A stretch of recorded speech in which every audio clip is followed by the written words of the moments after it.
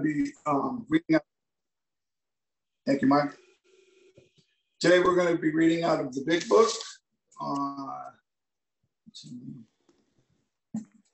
And if you have your big books available, we're going to look at page 60. We're going to look at page 68. First full paragraph on page 68. And it says that we reviewed our fears thoroughly. We put them on paper. Even though we had no resentment in connection with them, we asked ourselves why we had them. Wasn't it because self-reliance had failed us?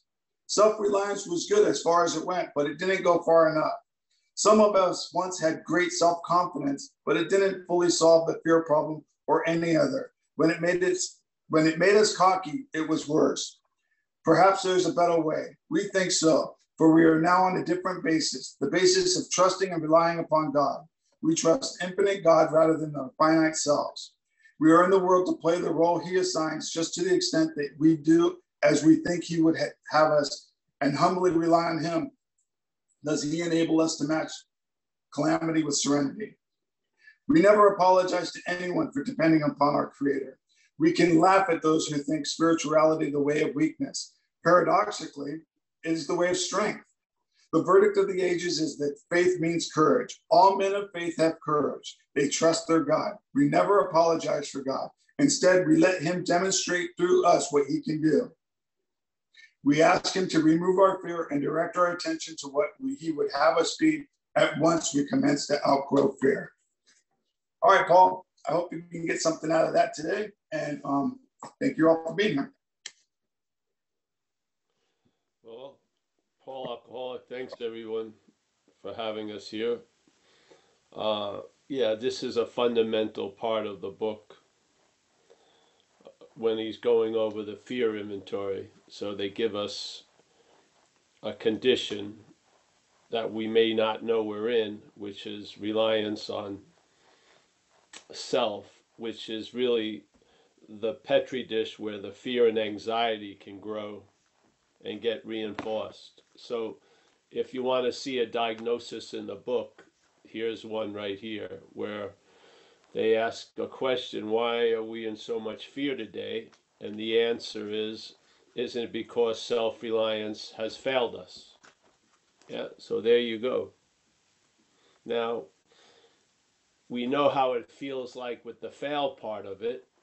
We know sort of what fear means. But what does self-reliance mean? What does it look like when there's a reliance on self? What does it look like in your life? How does it feel? What's the activity that keeps supporting it? So I feel reliance, obviously, is you're depending on something else other than you in a way. We call it us, but we're not. We're actually depending on this idea of self.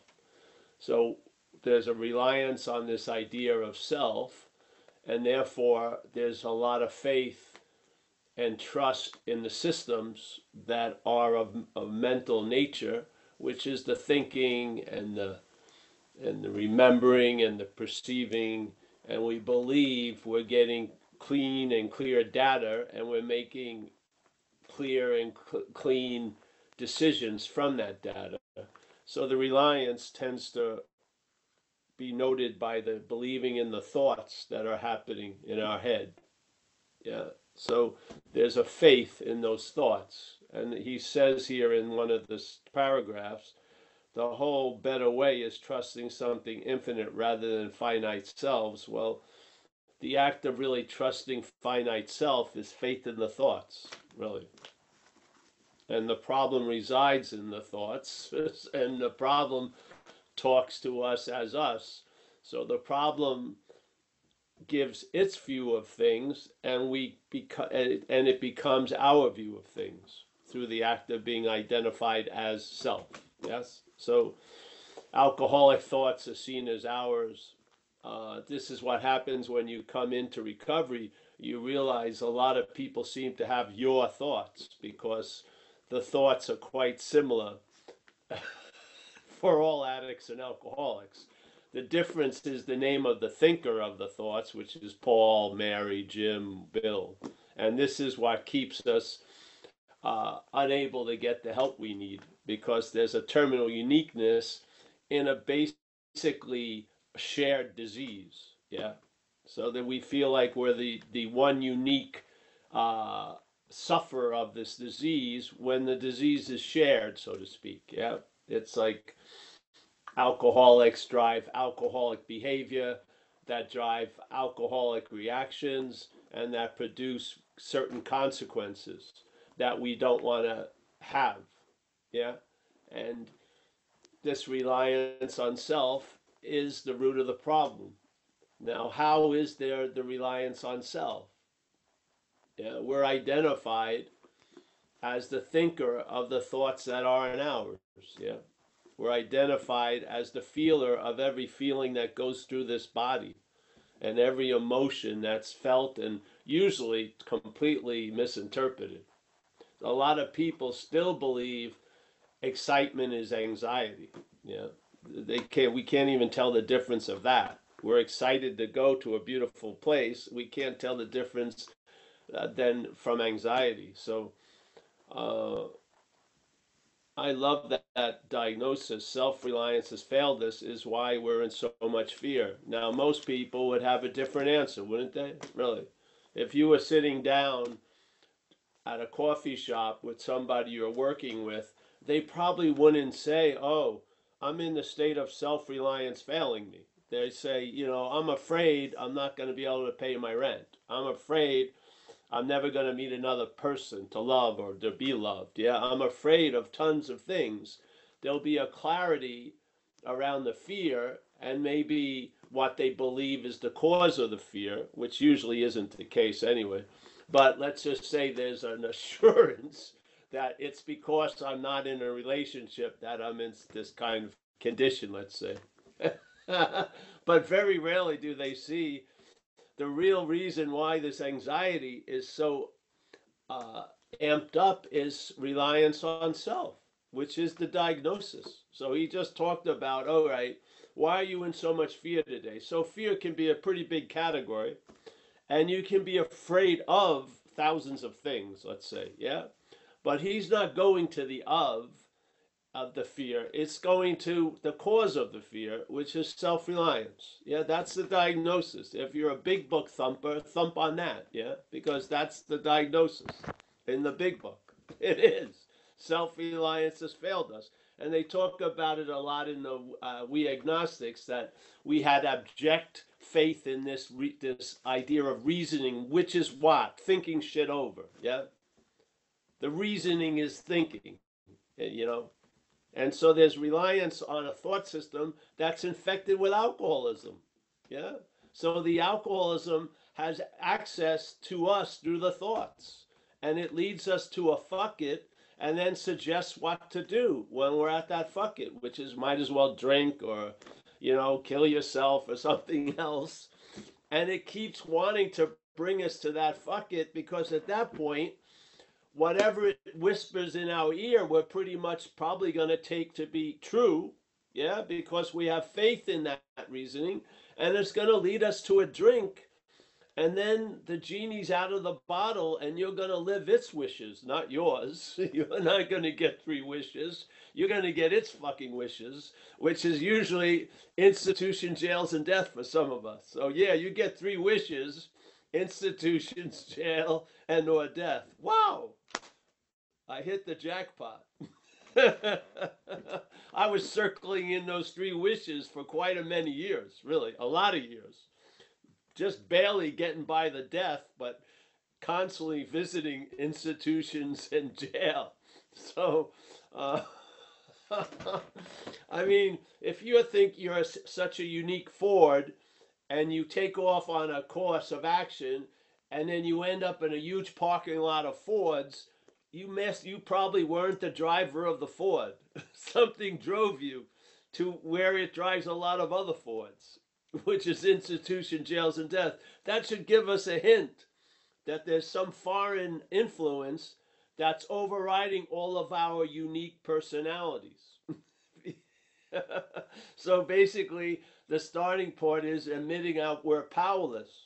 Yeah, we're powerless because we didn't stop the takeover. We're being used by this old employer. We're not getting too many fringe benefits, but we're seemingly all on the payroll, which is I'm indebted to the employer. I owe him money. So, I mean, we must know the feeling of bondage of self. Yeah, you know, the bondage of self isn't like maybe complete solitary confinement. It's the bondage of self is incapable of having a viable relationship with another person. Yeah, the bondage of self is you have the ability to reach 12 feet, but you can only seemingly reach 6 feet. Yeah. You're bound by something. Yeah. It's keeping you back. It's like the marathon runner in a closet. You would say the marathon runner is bound by that closet. Yes. It wants to do a long run, but it can't because it's in a closet. So this is sort of like the bondage of self. And the bondage of self supports the bondage of self. Self can't get out of self, you see. Yeah? That's an important thing to sort of inquire around. What does that statement mean? Self can't get out of self. Because if you fall under that category, it's good to know. It's good to know that self can't get out of self, especially if you're in that activity. Yeah, so that maybe something could come in and some wisdom could show up and you freaking stop trying to get out of self as self. Yeah? Oh, no, so yeah, this is the fear inventory. And again, I like to look at the inventory process as how self has defeated us by its manifestations, and fear is one of those manifestations of self. So when I do a fear inventory, I don't call the fear mine. I don't say these are my fears. Yeah. And I don't believe I have fear. The feeling is when a fear is going on, it seems to have me. Yeah. So I don't feel like I have alcoholism. I feel alcoholism has me. Yeah. It's a totally different way of looking at it, but it works for me. Yeah. And that's why I share it. Tell you the truth. I mean, I've had stabilized relief from the bondage of self for many, many, many years. And it wasn't because of any Herculean task that no one else could perform.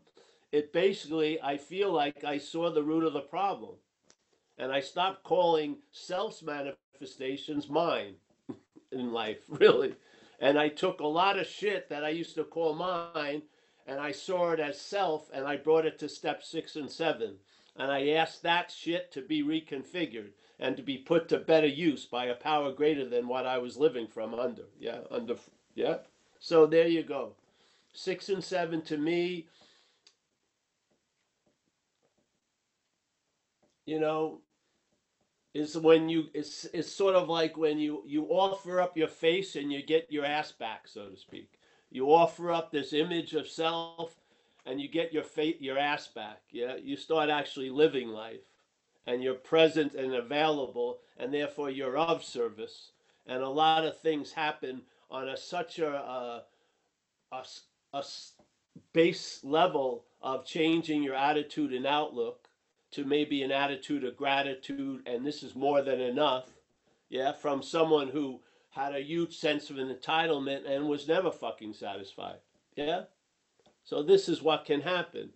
You can have an incredible personality change and it can stabilize. Yeah, you can actually live as if the problem does not exist as you today. In fact, because it doesn't. Yeah, it doesn't exist as us. It's foreign to us. Yeah, please see it that way because that imagery allows a possibility of being free from it to gain traction in you. If not, you're going to try to be free as self. And then you'll be caught in that net of self can't get out of self. Yeah. So the freedom in my own life was brought about by seeing self as other. As soon as I saw self as other, the possibility that I could be free from it became available. Yeah. And that became the target of the directed growth of the program, was freedom from the bondage of self. Yeah. The drinking and the drugs stopped, and I have no interest in drinking and drugs. But the dilemma is there could be still a huge interest in self. Which may want to drag you back to a fuck it where drinking and drugs will seem attractive again. But in fact, if you get relief from the core issue, then the old habits don't seem to have that much attraction. Yeah, yeah, yeah. I don't see drinking and drugs as a solution, ever. I just don't. It doesn't fall into my circle of a solution. Yeah. So, but the relief obviously isn't from drinking and drugs. It's relief from the bondage of self. Yeah, that's sort of the goal in a way.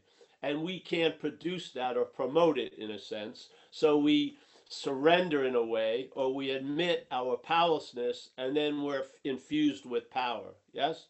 And then there's a sense of something doing for us what we couldn't do for ourselves. A very strong sense. And to me, in that understanding is a built-in humility. Yeah. You don't see yourself as the doer, and hopefully it applies to the shit you used to do when you were loaded also. I see sometimes it only stays on the side of recovery, like I give all grace and all gratitude to the higher power. Why not fucking pin the shit on the lower power?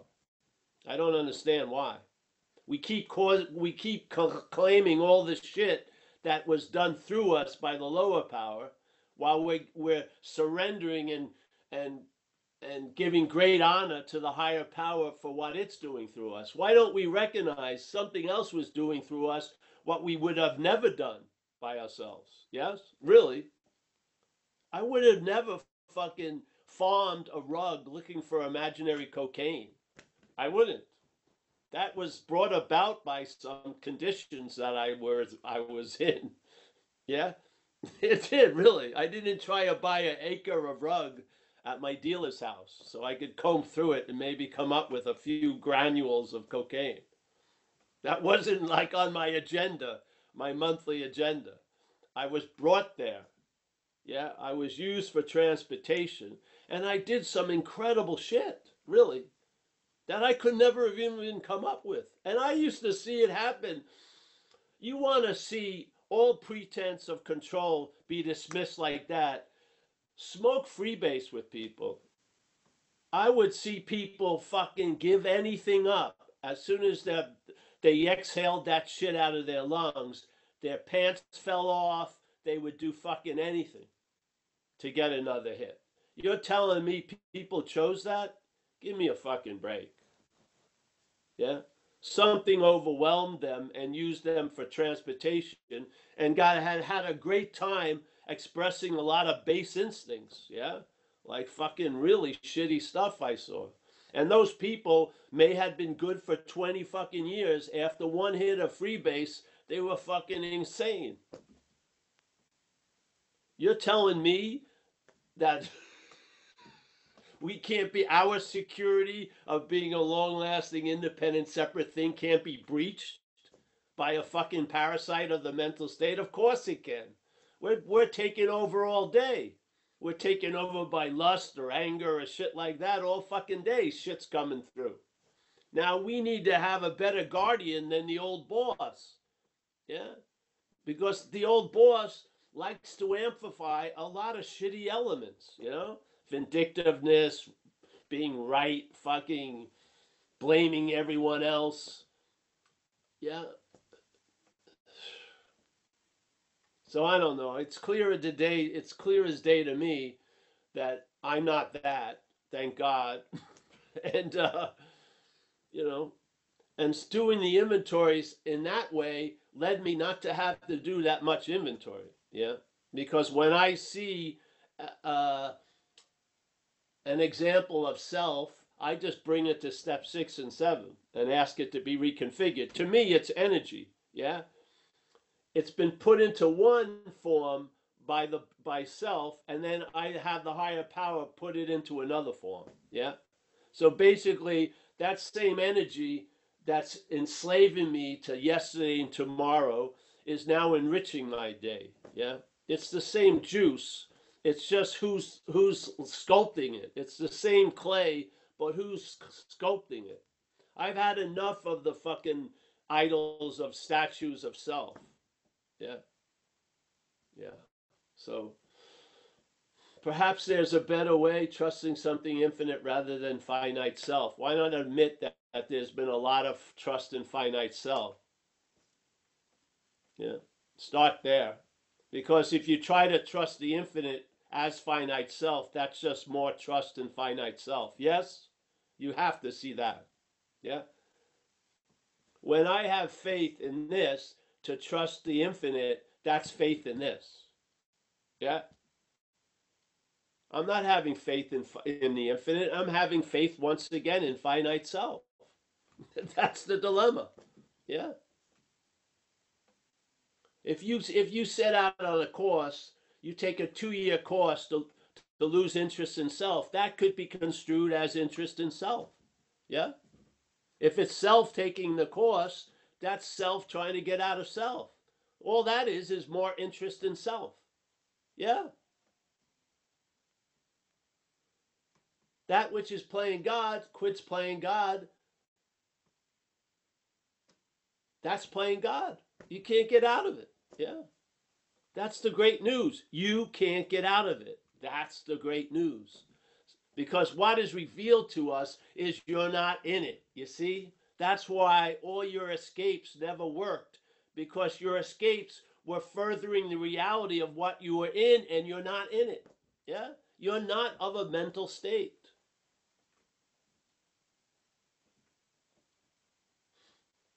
If you were of a mental state, that would be the beginning.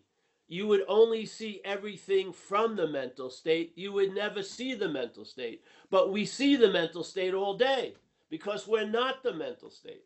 Yeah? We're before it. We're awareness. We're spirit, whatever you want to call it, consciousness. We are something other than the mental state. Yeah?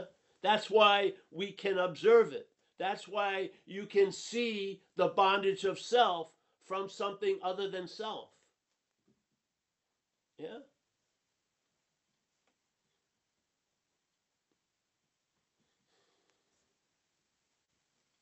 That's what the pause gives us a free sample of in recovery. People have an experience, it's a shared one, I don't know, and it's intimate with each person, but we have a statement called pause where everything sort of stops, and yet there's something there, which is us, yeah? And it's way before thought, obviously. You can feel it. It's not brought about by thought. It definitely isn't. It stops thought. There's a pause. Yeah. And then the emperor has no clothes. And you see what you really are. And by seeing what you're not really. So this mental preoccupation of presenting you all day as this historical figure, this Paul, is bondage. Yeah. It's how you feel when you go to see your family a lot of the time. I remember when I used to go back to New York, I'd be in the city first because I couldn't go immediately to Long Island. It'd be too much. So I'd spend a couple of days in New York City with my friends. Then I'd take the train to where I grew up. And each stop I passed, I could feel this presence take over me, which was this whole idea of being the black sheep of the family. So when I arrived, I felt I was wearing my arrest history. Yes, all my fucking sins. It was bondage of fucking self. I hated being over there. Yeah. This is sort of what it's like. It's like trying to grow out of an old idea with your family members watching you every second. It doesn't, yeah. The old ideas have you. Yeah. You don't have them, they have you. Yeah. So if it says you got to let go of all your old ideas, why not start with the oldest one, which is that you're a self? Yeah, that's a damn old idea. You didn't have it when you were a baby. You didn't. You picked it up. And then you thought you had it, and it ended up having you. Yeah, to the point I had to get out of it. And I would do almost anything to get a little bit of relief from it. Yeah.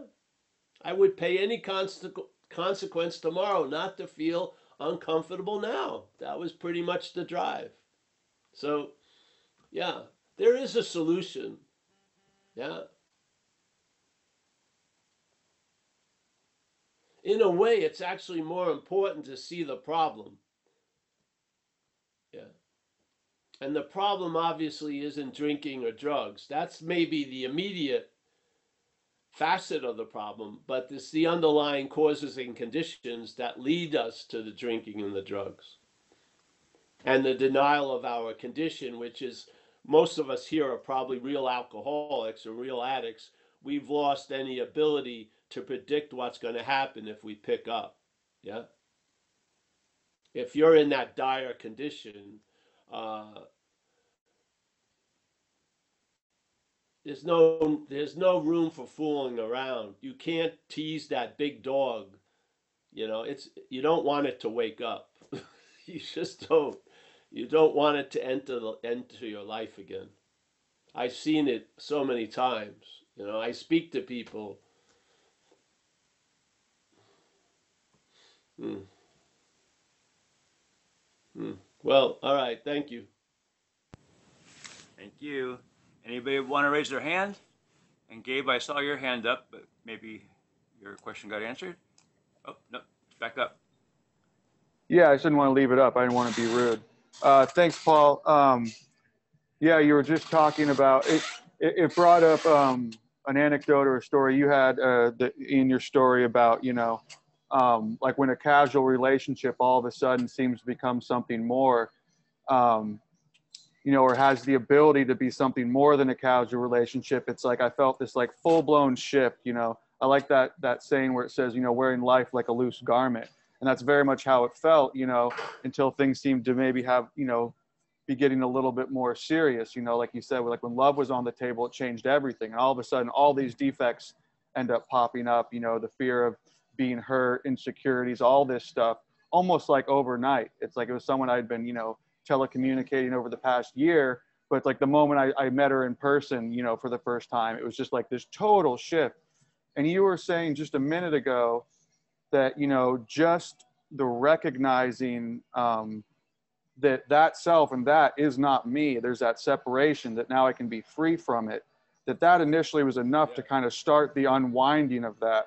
Because when you're in the throes of it, like very much, it's still, acute and it's driving me nuts. And I'm at least aware of that separation now, I think, which seems like a beginning to it. But yeah, I mean, wouldn't that be great if just the second you realize that problem's gone, it's still a very early in the stages of, kind of entertaining this idea, which is profound, yeah, so I guess when you had that, when you first when that clicked, that separation, the possibility of being free from it, what are you talking, was there a lag time? Was it immediately everything changing, or did it kind of take a while of entertaining that? Yeah, of course there was a lag time. But let's say a light showed up that didn't need to be lit. Yeah.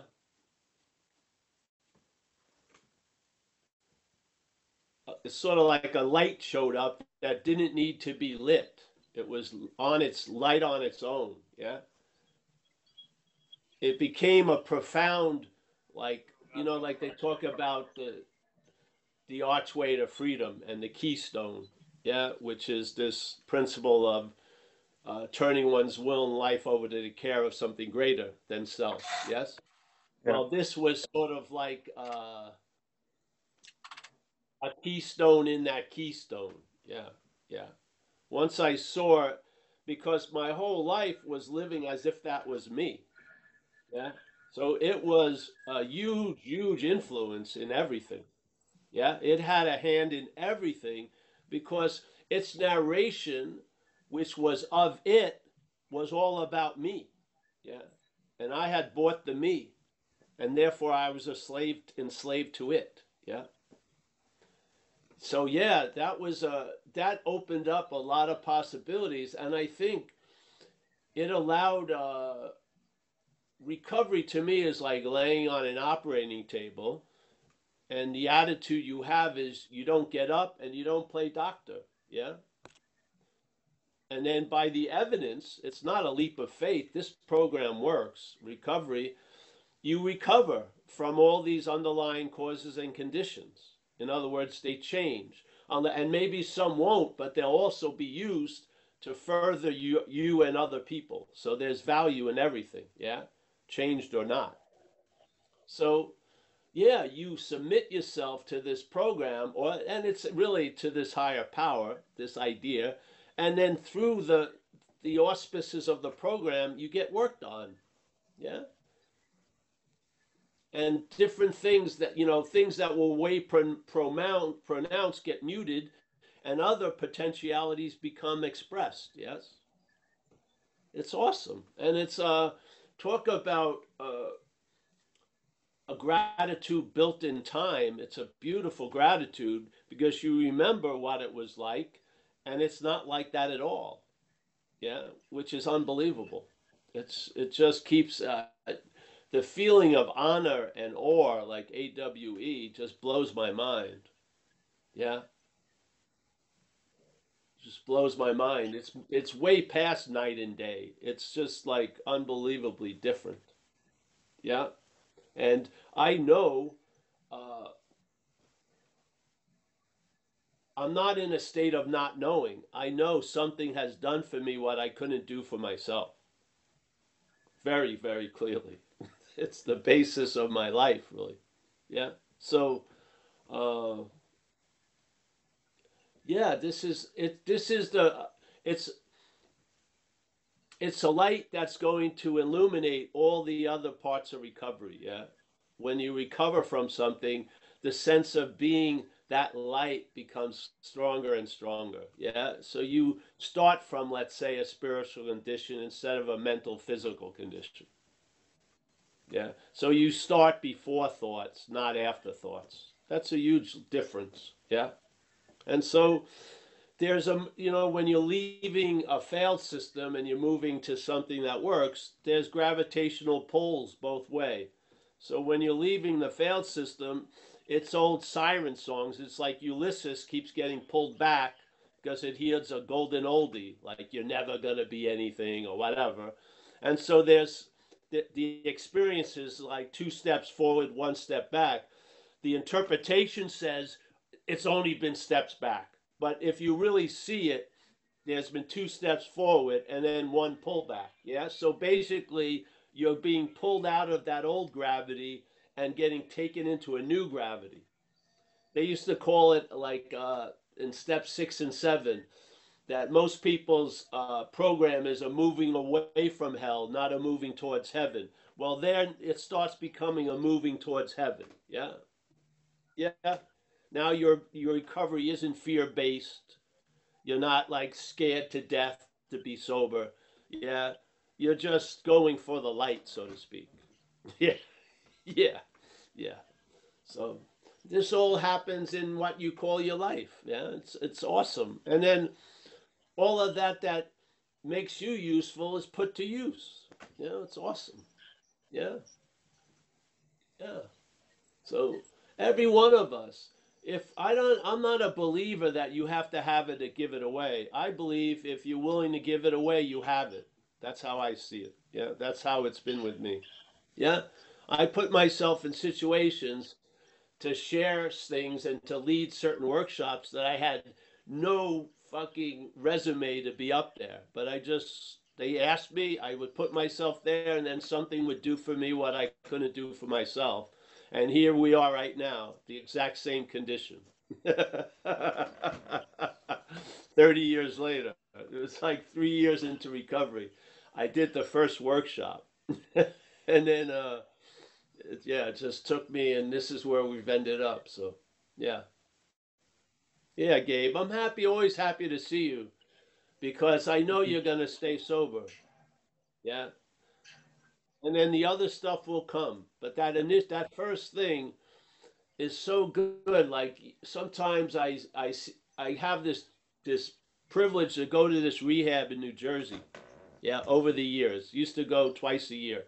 So I would see, sometimes they'd have 60 clients, other times, yeah.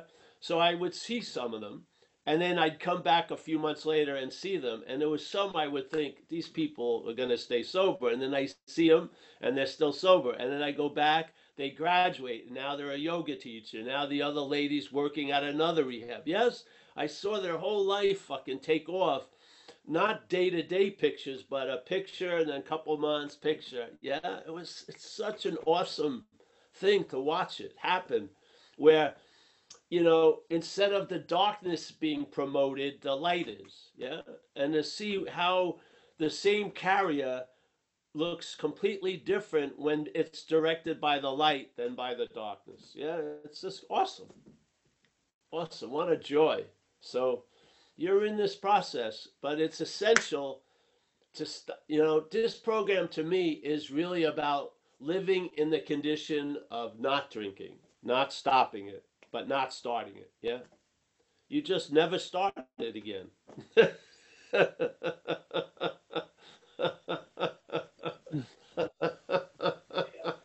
There you go. You just don't start Thanks, Paul. drinking. It saves so many phone calls and other shit. I'm good. How are you? So yeah, Gabe. Thanks for Thanks, seeing. Paul. Thanks for being here, Gabe. You get me excited about sobriety. I like that.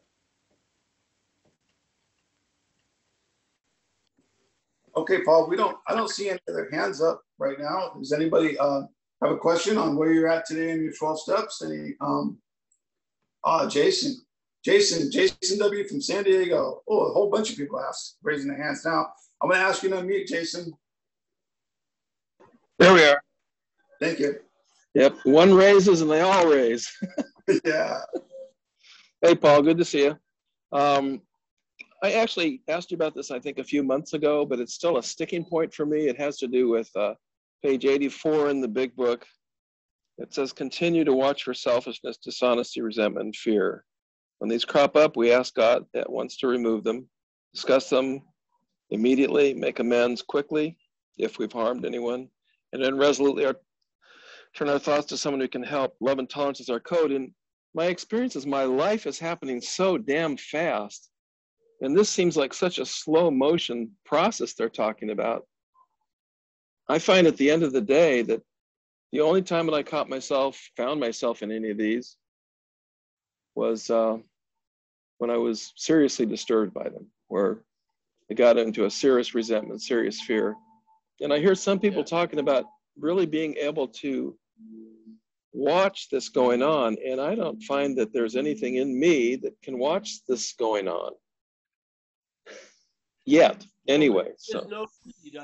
Are you burning down houses and raping and pillaging? no, Yeah, so not at all. maybe the relief you have is you don't need to have a microscope on every fucking thing. Mm-hmm. Right there. Yeah. Mm-hmm. And acceptance of all of what's going on. Yeah. I feel that as like an example of free range alcoholism. Yeah, you just you said if it gets severe and shit, then you see it. Maybe there's no need to see it. Yeah? Maybe so. Maybe I'm connecting it with maybe this desire to become spiritually perfect. Maybe, Oh some yeah, kind that yeah. have you doing inventories all day. Not much time left over for anything else, huh? Like living. Yeah. I've run into people who I worked with, I had to tell them stop doing inventories because they weren't enjoying sobriety at all. They just kept looking at it, their motive ad nauseum. To me, it was just obsession with self in another Right. form. Yeah. Yes. Yeah. But yeah, I again, this was written about most of us at this point when this was written. The best anyone was in was sincerely taking the position. They really weren't established in it. They didn't even have 4 years, yeah? Right. So a lot of times when you're only in a sincere position, for it to establish, there's a lot of work to do, yeah? But when it's established, the work usually decreases, I feel. Mm. Yes? Yeah. And you may be in this at a certain point of being established, and what's causing an irritability is that fucking mental idea of perfection, which is just another aspect of what you're not really. Mm-hmm. Yeah. Yeah, this is really helpful. It's connecting with something that my sponsor said. He told me that, he said, I'm not really that busy with step 10 most of the time. No, I'm not living. either. It's just Ah, living. Yeah. Yeah. that's progress. Yeah. What's the Okay. what's there's an aspect of tool use which is really cool is when you don't need to use the tool. That's fucking great. I feel. I do. I think it's underappreciated. I Mm. really do. I mean, I did a lot of inventory when I was young. The first few years, I did the 10 step every night. And it's funny, this lady who I used to go out with at the time thought I was crazy, but she went out after 21 years. She came back and I was still there. So in a way, that the right habits were formulated. But Mm. then, like it said there, you shared, we asked that God to remove it. That's step 6 and 7. That's Yes. mostly what happens now. Mm-hmm. Yeah. It's Yeah. almost as if basically when you're dealing with self, uh, been involved in the program for a while, it's like an Evelyn Woods speed reading because it's the same fucking story. Self, it doesn't really have that many new tricks. So once you notice it, you don't have to go over every comma and dot and hyphen. You just the whole kit and caboodle. You can bring the 6 and 7. Mm-hmm. Yeah. Yeah. Yeah. I haven't seen any exotic animal samples of selfing. It's just a basic fucking stock version of claiming whatever's going on and using it to infer that there's a someone and that someone's never going to be loved or that someone's an asshole or that somehow Mm. and then it has you cloaked and it reinforces it and that suit when the problem progresses, the suit just gets tighter and tighter. Yeah, you just can't fucking Jesus Christ, it's insane. So this is like wearing things loosely. Yeah, but you can't wear things loosely when you're wearing a very tight fucking suit. You wear that loosely first, and then you wear other shit loosely. Yes. Mm-hmm. Yeah. So I don't do a daily inventories at night anymore. I haven't for a while, and to me, I see that as progress. Yeah. If I had a lot of shit, I would, but I don't. I can't even remember what happened. And all the thoughts I have, I can't, they all sound like water in a babbling brook, it's just like a stumbling and a rumbling going by. I don't even listen, there's no specifics. There's some one bubble pops up, Bill or Amelia or some name, but basically it's just background noise mostly. I start where my feet are, yeah, and what's surrounding me. It's a pretty good place to start. Yeah, not You know not the what? thought my feet are, but where my feet are. Yeah, What I'm seeing right now as we're talking and I'm reflecting on this is that this is bondage of self posing to be recovery. How can I make Jason feel really that he's just not doing this right? He's not doing it good enough. I've had that song going on for years and decades in recovery. well, there you go. Wow. Yeah. Yeah, Cool. yeah. Awesome. This the idea of self can't get out of self. The self plays the thief, And then when the thief runs out, it plays the policeman. Yeah, it just does what it does. Yeah, Yeah. so now you're in the policeman stage where you should be perfect. And it's all obsession with self, for sure. Yeah. Exactly. Yeah. I've noticed, see, at the third year, I was, the guy who had been running this workshop just panned it off on me. No one else would take it. So I started leading this 4-step workshop. And I ended up doing it for 16 years. You know, I wasn't always in the country, but when I would come in the country, they would allow me to do it. And that was a lot of Monday nights. 16 years of 52 Mondays is about what, 600? So 600 different nights I was there, seemingly. And I was in a lot of different conditions, emotional, material, physical, financial, all this stuff.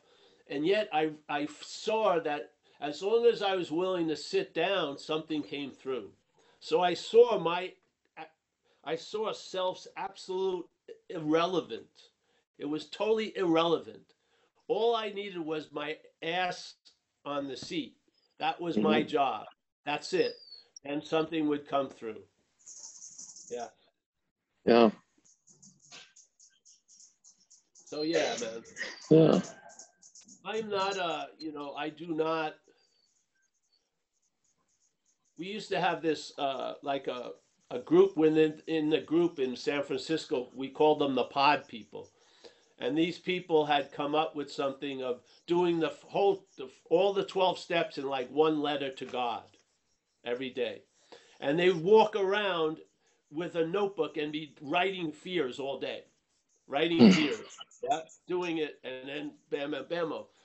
And then they would come to where I was giving talks and sort of try to confront me. And I would say, well, I don't want to be a great manager of fear. I want to outgrow fear. Yeah. I don't want to learn how to manage it. I want to outgrow it. Yes. My goal is not to have anxiety, not to be able to write anxiety all every day. You know what I mean? I do. Yeah. It makes sense to me. You know? So Yeah. because that's the dilemma. We have a solution to a problem, and then the solution can be part of the problem. Because the obsession with self will migrate into the solution and the practice of the solution. Yeah? You can see Exactly. it. You can see rigidity and then fundamentalism and this and that and da da da da da da da da. These are all cases of mental arthritis. Yeah? It's what it does. It calcifies. Yeah. This book was written not by those people. Something came through. If you read the 12 and 12, it has a whole different feeling than the big book. To me, the big book was a download. Hmm. It was. It Yeah. came through these people, but it was a download. It was not of them. Yeah. The Yes. 12 and 12 was Bill Wilson's view, let's say. The big book is not Bill Wilson's view. It isn't. Yeah. It feels different. Yeah. So there was a download, and more is going to be revealed. That's the book is not a Bible. It's not a Bible. It was a a design for living, and now a lot of people they live that design for living, and that design for living gives freedom for a lot of manifestations of different designs within the framework of the design for living. It's not a jealous design for living, that there cannot be any other designs other than this design. It's not like that, I feel. Mm. I Mm. feel recovery is freeing. It's not regimental, it's freeing. And so this design for living allows a lot of other designs to be incorporated. Not to replace this design, but they'll all fucking amplify and themselves. Yes? Like there's the one flower, the other 11 flowers in the bouquet aren't an attack of the one flower. They're increasing the whole effect. Yes? Mm. Yes. Yeah. This is But see, the head will see everything as a threat. We fall into that Herbert Spencer warning, which is contempt prior to investigation. Yeah, we do.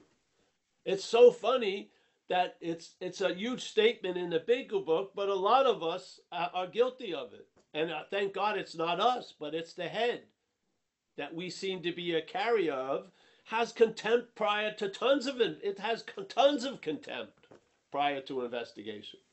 It thinks it knows, you know, why it can never sink while it's sinking with the Titanic. It's insane. Yeah. So yeah, yeah. It seems to me it has contempt even after investigation. Yeah, exactly.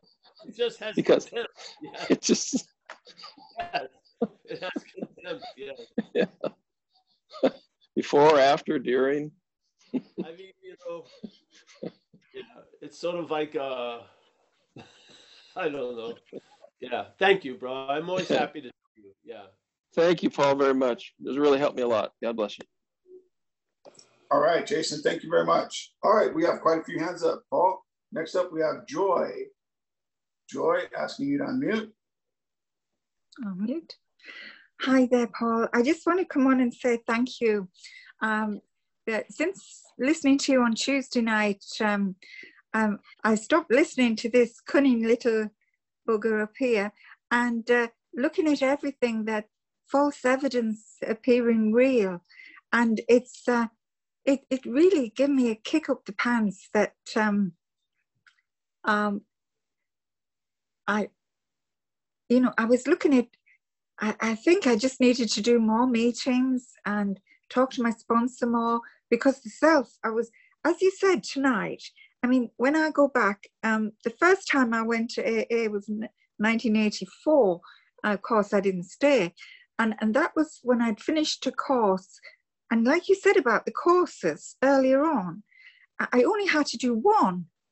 But because of the bondage of self and the pride and the ego, I did about 4, which took a lot of money and a lot of time. And I was no better off at the end, except I could show off I had these letters after my name. And and I ended up, that was the first time I ended up in AA with, I just couldn't cope. It was all too much for me, but I felt I had to be the best, and this perfection, all that bondage of self, and nearly killed myself with a drink. And and I realized that it's always there with me every single day. I have to keep going at it, that because it'll come back in at the drop of a hat. And but it's really helped me to look at everything, that everything is a separate entity, this self, and it's just really just, I just make it up, false evidence appearing real. And I'm not, it's like 90% of what really it didn't happen, 10% of it maybe did. And I was just dramatizing everything. So I just want to say thank you for, it's really, mind you, it's only been 2 days. I better come back next Tuesday as well. See you later. Thank you.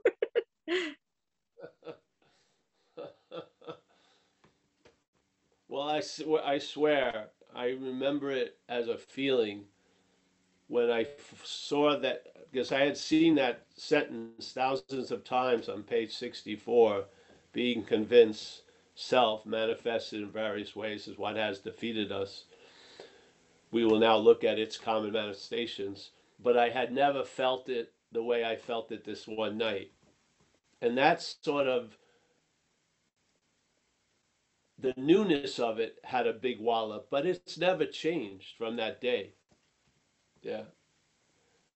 There was a recognition that what had defeated me was and is foreign. That recognition hasn't changed. Yeah. It may not have changed the course of certain days, but in the overall picture, it sure has. Yes. Because I'm convinced of that. I don't need any more further investigation for that, because I found That is the act of being identified as self is the basis of the bondage of self. Yeah? And that the mental obsessions is to reinforce the identification as self because it needs constant reinforcement because we're not self. So for us to take ourselves to be something we're not, it has to advertise that we have already been self. See, this is the trick. We don't even have the option of calling off becoming self. When it tells us we're self, it's like we are a historical self. In other words, you're already this that you're trying to get out of. So good luck getting out of it. Yeah. That is what was questioned. I don't believe it. Yeah. I just don't believe it. I do not believe I am a self. Yeah. Just that simple. I don't know what I am, but I do know what I'm not, and I'm not that. Yeah. And that has taken a lot of wind out of that sail over the years, a huge amount. And it hasn't demanded an increase in thought and effort over the years. It's been actually the opposite. Yeah, it's been less and less effort. Yeah, and a more and more ease and comfort. Yeah, because mostly the whole dynamic of the bondage of self is being identified as it. That's its dynamic. That's how it plugs into our energy source and lights up its story. Yeah, it's through identification as it. Yeah. When you see that, then you'll see that the thoughts are thoughts. They're not yours. Yeah. You don't own those thoughts. Therefore, you don't have to. It's sort of like the idea everyone wants to bring me back to earth but you won't be responsible then. No, you are. You see, I did my amends. I did the inventories. Yeah, I made amends to wherever was possible. Yeah. And what that led to me is realizing I'm not responsible, I'm accountable. That dog of self took a shit on my neighbor's lawn. The neighbor called me up. I got to go pick up that shit. Yeah. Yeah. And then I got to make an amends to that guy. And then I tell him, I'm not going to walk the dog by your house anymore. That's my amends. Yeah. But I did not take that shit. The dog did. Yeah, I'm very clear about that, extremely clear about that. So I don't have guilt about that shit taking for 30 years because I didn't take it. Yeah, it's just that simple. So I've lost interest in the guilt and shame because it's not about me. Yeah, that's why there's so much interest in guilt and shame about shit that you had nothing to do with because it's another form of obsessing over self. You shouldn't have done what you were driven to do by the parasite. Yeah. Now it doesn't show you the second aspect that you were driven by the parasite. It just demonstrates and pounds away. You shouldn't have done it. You shouldn't have done it. You shouldn't have done it. Yes. And then the guilt and the shame becomes like a habitual whipping. It doesn't even have to go through the whole fucking case. It just shows you you shouldn't have done it. And then there's the whipping occurs. Yeah. What is that but slavery? I can't see there's anything else.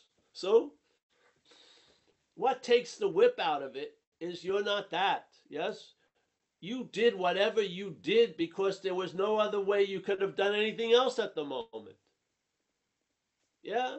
This insane mental field of speculation of well, if I hadn't gotten hit by the car, I would be a retired pro surfer, but I got hit by the car. You see, it tries to riff off of shit that's not possible because something actually did happen. Yeah. So now it's telling you you're never going to be recovered while you're in recovery. It's insane. A lot of people who are sober today believe that really I don't feel sober. But they are sober. Yeah? This is the insanity of what we're listening to. False evidence constantly compounding because it's appearing real to false evidence. I am not a mental idea called Paul Hedderman. Yes? I'm not. I'm a living event. I see, hear, feel, taste, touch. There's rumination around it. I have a sense of a space before thought and before activity. Yeah, I can see a whole lot of shit, and that means I'm not that because I'm seeing it from somewhere else. Yeah, and I can't find a physical or geographical location of me. I can't. I see Paul as a body, but what's seeing Paul as a body isn't the body Paul. It's awareness. Yes, it's spirit, whatever. And I feel it's all located right where we are in all these Zoom squares. The same basis is there for all of us. There's something alive and on that's facilitating seeing, hearing, feeling, tasting, touching, and it ain't James or Paul or Joy doing it. Yeah? James and Paul and Joy are a name, yeah, that's put on an interpretation of this event called living. And that interpretation can be wildly wrong quite often. Yes? And it's there for one reason, to emphasize and obsess over the made up character of joy, while the living as joy goes unfucking noticed. Yes? So you get stuck with an interpretation and you lose the sense of living. It's a bad deal. Yeah. And it says it's already been made. You don't see any option because when you're feeling like joy, you have been joy for 60 years and you're going to be joy for 30 years, whatever. Yes? It brings this historical weight that you are something. Now try to get out of it. Yeah. Good luck. Yeah. Yeah. The freedom is before the bondage. The freedom of the bondage of self is before the bondage. It doesn't come after the bondage. It's always available before the bondage. Yeah. Yeah. I mean, telling you, I'm not in a state of depravity right now. I have it. I have this life that's around me is beautiful. It's more than enough. Yeah. I don't have things barking at my heels. Yeah. I don't have a hangover. I don't need to kiss someone's ass to get something that I feel like I essentially need, like a shot or something. I've been freed from all that occupation. Yeah? And I'm in great gratitude for it. Yeah. And I stay in touch with people who aren't seemingly, you know, in that state, that they are up the ass of self. And I empathize, I feel it, I know it, you know. And if it could be wished away, I would have done it already. But it can't. But I believe we are the light. I do. And that's what the parasite and the obsession with self does. It covers that up. It's like Jesus said, you know, it's like putting a bushel over the light. That's sort of like the bondage of self, really. Yeah. So, yeah, I just wanted to, I wasn't hearing it in AA, so now it's heard in AA. Yeah. Yeah. So, yeah, thank you, Joy. Nice to see you. Right on, Paul. That was remarkable. Thank you. We have a few more questions. We have Duncan. Duncan, you have a question for Paul today. Come on in. Asking you to unmute. Hey guys, Duncan, alcoholic. Thanks, Paul. I think you sort of just answered my question, but let me just see if I can frame it another way. I think I do sort of recognize, you know, after 51 years, I have sort of figured out that my problem is not like that I'm not in the moment, because as you say, you're always in the moment. My problem is I'm always like trying to improve the moment or improve my experience of the moment. And that is that's doing that. Yeah. sorry?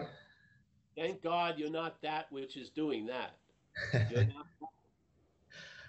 Right. So let's say having, you know, recognized that in some way, and maybe you can talk about your own experience where, like, it seems like uh, any sort of spiritual practice, prayer and meditation, 99 or 100% of it is self trying to get out of self on some level, right? I mean, and so in a way, I guess what I'm asking is, what is what do we do to recognize this thing that's always already there, that we're just kind of not able to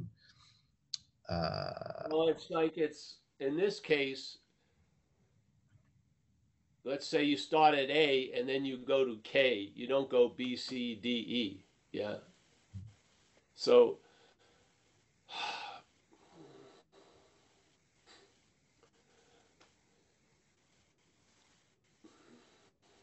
what do you do?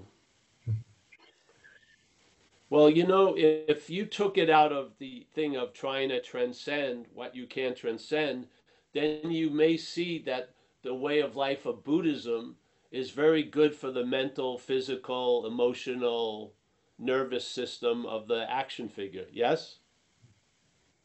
Yeah. And yet, if you missed a meditation session, it wouldn't be the end of the world. You would just not miss the next one if you could. Yes? You wouldn't take it so fucking seriously, because you would have the objective clear. It would be clear that, yeah, when I do that, I feel more calm. Hallelujah. End of story. Then maybe incorporate doing that for a while if it produces those effects. Yes? But the idea, the head claims everything that is brought into contact with. So it doesn't matter if it's Buddhism or meditation or not meditating.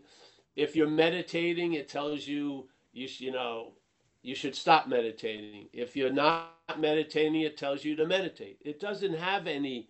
It just switches. It just takes an antagonistic view to create agitation, basically. Yeah. And if you give such a noble meaning to something like Buddhism, then it grows hugely in that fucking petri dish, the self. Yeah. When you think that meditating is so much more profound than washing the dishes, something's going on. Yeah. And I found in my own life, the most nobility I gave any topic in this life was spirituality.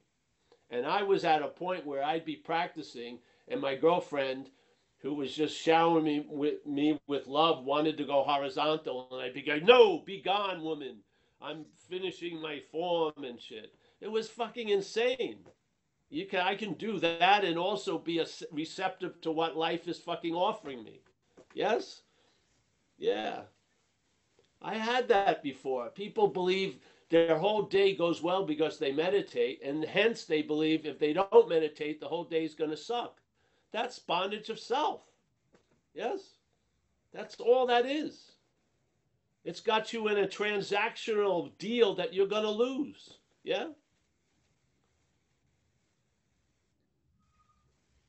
Yeah, so no, there is nothing you can do, yet you're going to do a lot of shit. That's the paradox of the place. So just do what seems to work right now on a simple level. Yeah? You come to this meeting, you haven't drank.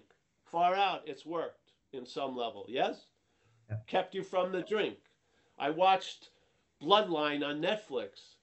I didn't drink. Hey, Bloodline had some value. I didn't drink. It went for 2 seasons. It kept me busy. Yeah, whatever it is. Yeah. You know, the body needs a lot of correction. It could. The physical brain, the body continuum may need correction. Mine did, so I entered recovery, or life brought me recovery. I got struck sober, and that would have been forgotten in a day. But when I got struck sober, life conspired to bring me to an AA meeting that night. And the only reason why I went was the lady said I'd have to go to a meeting if I could stay at her house. That was it. And I've been going ever since. So what extended that miracle of being struck sober was the way of life of recovery. Yeah. One wasn't taking the place of the other. They worked hand in hand. So you are of a certain nature, and then there's an activity that can seem to blind you to that, let's do certain things, skillful means, to sort of relieve the extreme importance that's given to this activity so that maybe some importance can be given to the spirit. Who knows? Yeah. Not by this, but by losing interest in this, you'll gain interest in that ofness. Yeah. And that will go so far beyond fucking hyperventilating, trying to keep yourself submerged for 8 minutes underwater, trying to have all these altered states. It will go so much farther. Just a loss of interest in Paul. Telling the truth, really. Because you can be reinforcing the interest in Paul, doing all these events with the story of getting out of Paul. You may be reinforcing the Paul more than ever. That's how it goes. There's a great master called Ramana Maharshi. He put out an incredible, beautiful statement, and a lot of people wrote about his teachings. And in a lot of the writings, he says the same thing in various ways. And you know it has some importance because he frames it as the greatest mystery or the problem. And one of it starts out like this. The greatest mystery is reality wanting to attain reality. Being ourselves reality. Being ourselves reality wanting to attain reality. If we are reality, we must be in the act of being identified as something else to want to attain reality. Yes? How could that be furthered if you are being ourselves reality? Yeah? There would be it would be so ludicrous to attempt to attain what you already are. It only makes sense when we're something that we're not. We're taking ourselves to be something that we're not. Yes? We have an extreme version of it called alcoholism. So we're excessively obsessed with what we're not. Where most people are just on a standard version of obsession with what they're not. We're extremely obsessed with what we're not. And so it showed certain flamboyant manifestations other people's lives don't show. Yeah? So then there was a focus on it, and the parasite was fucking revealed through addiction and alcoholism. And a solution was provided called the Big Book download. Yeah? Finally, there was a solution. Well, it sort of begs the question: why are we all in this altered state? I mean, I don't know. Who cares why? I mean, I'm hot. I don't care why. I just want to get cool. Yeah. Okay. Yeah. Yeah. Then you can, when you're cool, then think about, oh, why was I hot? But when you're hot, just get cool. Yeah. In your I wonder experience, why I'm hot. You're just gonna get hotter. Fuck it.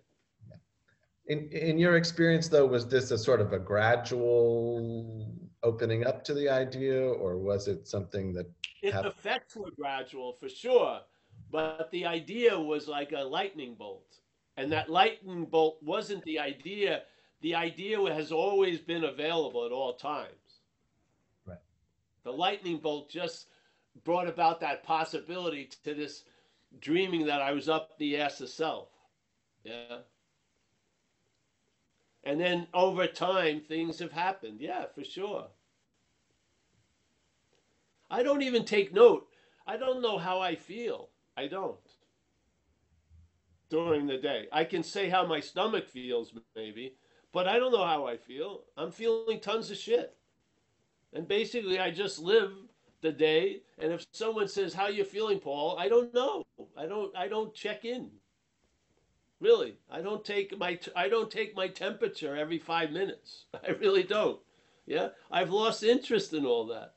I'm just living. Yeah, that's all. Trying to share that which is so intimate that I can't take it out and show you. I can't give it to you. It's not a thing, but it's more intimate than anything I've ever come in contact with. Yeah. And I feel like we live life from that which comes after, when we are from that which is before. I believe we are of a different nature than a physical, mental nature. I do. Yeah. And I feel the mental state has us starting at something that is manufactured after the event of living. Yeah. When you were a baby, life was happening. Then, as we grew up, it turned into life's happening to me. That's the interpretation. Yeah. But what was first and primary is life is happening. The interpretation came later, but now it keeps implying that it's before. Yeah.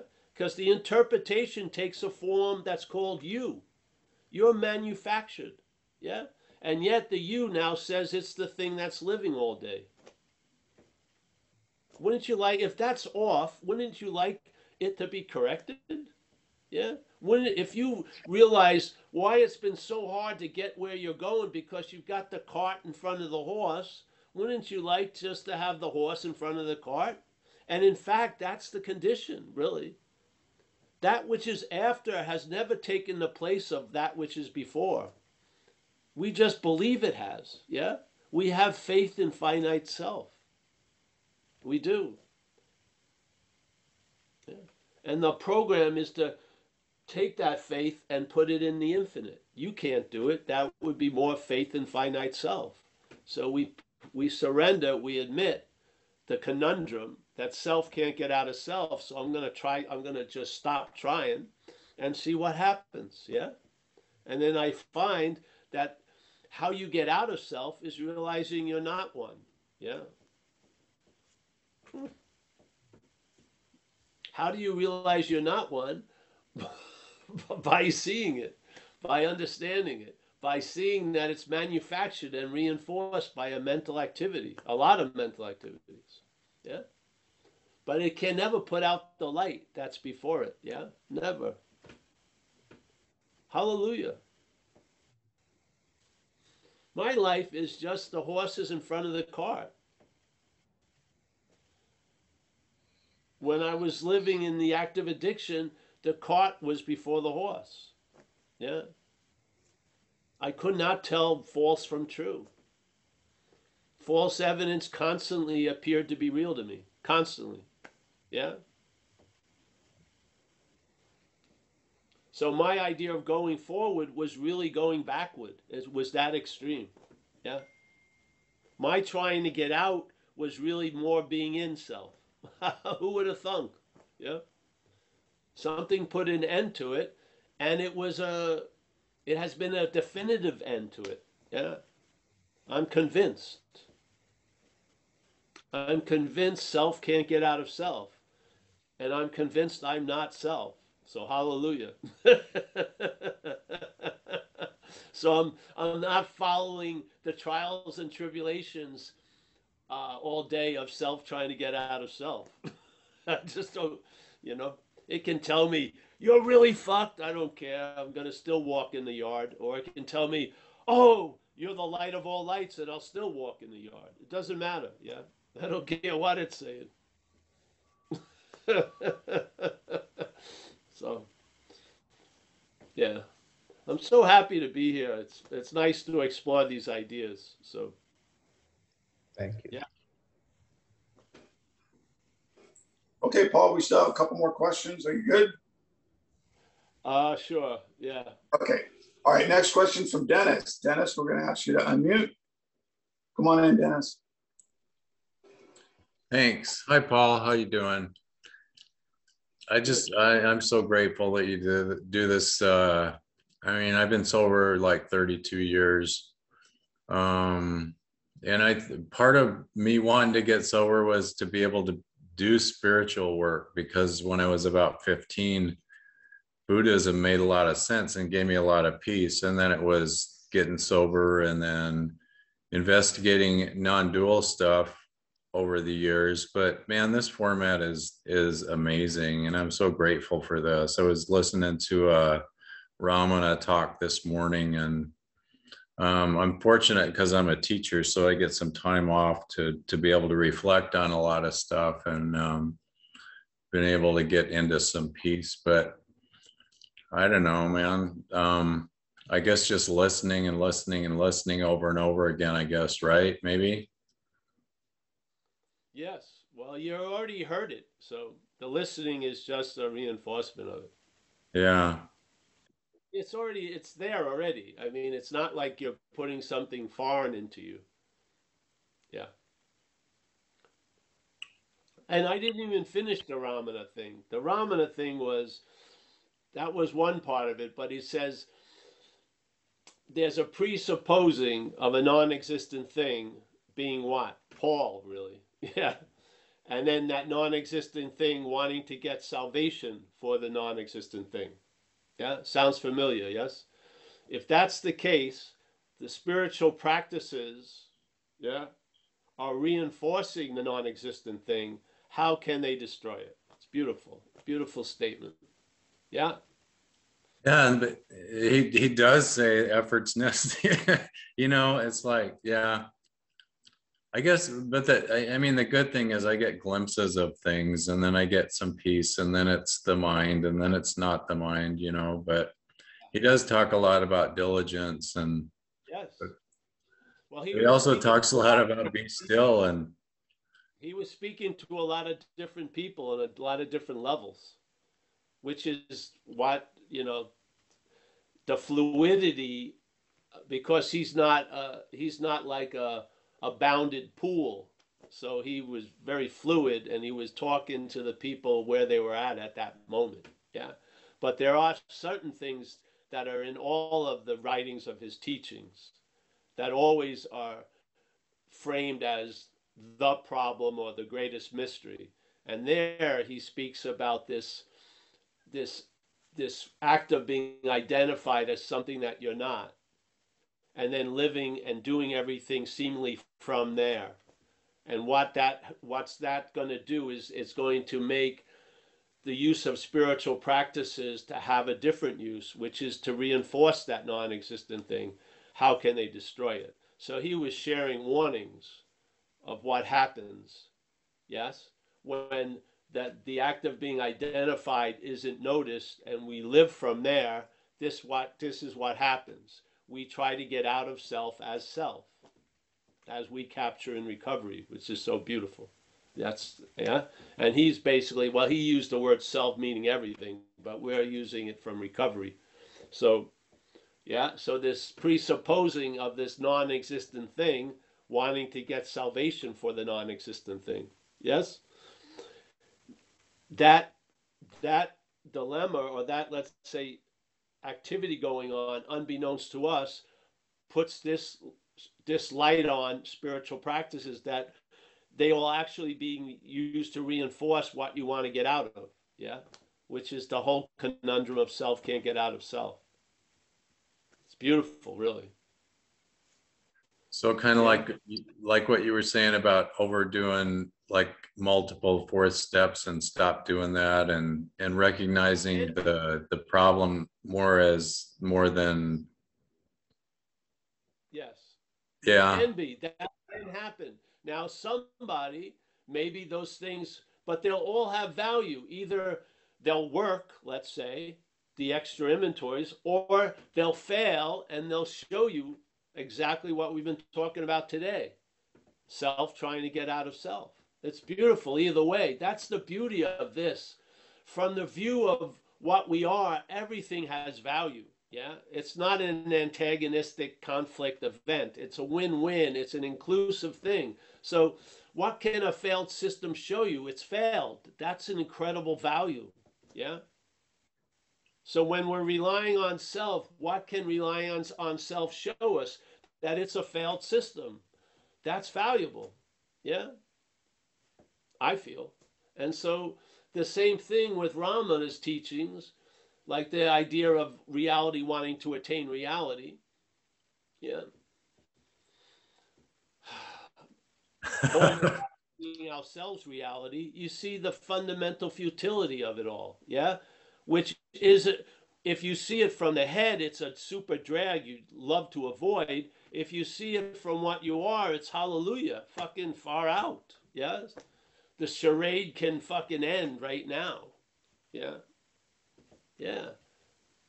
And then when you're laying down and you're going into sort of a trance, you see the value is going to be for the heart and the nervous system and the brain waves. You're not seeing like you're on another act of transcending into the infinite.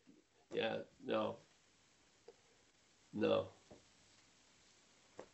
Yeah, so yeah, come back and if I stay alive, I'll be here on Tuesday. Thanks a lot. Basically, that's the commitment. If I can do it, I will. Yeah. Thank you, man. Yeah. Thank you, Dennis. Okay, Paul, we have one more question. We have Connor from Dublin. Connor, asking you to unmute. Come on in. Connor Addict. Hi, Paul. Connor, nice to see you. Hi. Yeah. Yeah. For many years, I was looking for freedom from self, and it was the way I was trying to do it was I was trying to observe self as if I was a fly on a wall observing the action figure, and it actually was going up a cul-de-sac. It kept me clean and whatever for a long time. But I'd like to thank you for taking me one step further from to actually see that that self as other. I went to Buddhist groups and they would all say, "Oh, there is no self," but there was a manic mind, action going on in my mind of thoughts and things like that, and that was always happening for me. You know what I mean? And in spiritual groups or whatever, they would all say, "Yeah, there is no self," But in reality, I was living inside my head, and to see self as other has just been a huge revelation. I'm really glad that I've come across you. You know what I mean? I'm gonna be 32 years clean in the morning, and oh, great.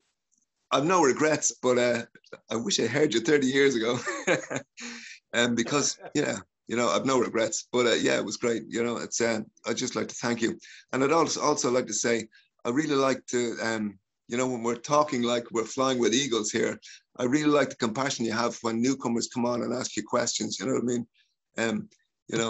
I appreciate what you do. Thanks. Well, thank you, man. I appreciate your presence here, bro. Thank you. Yeah.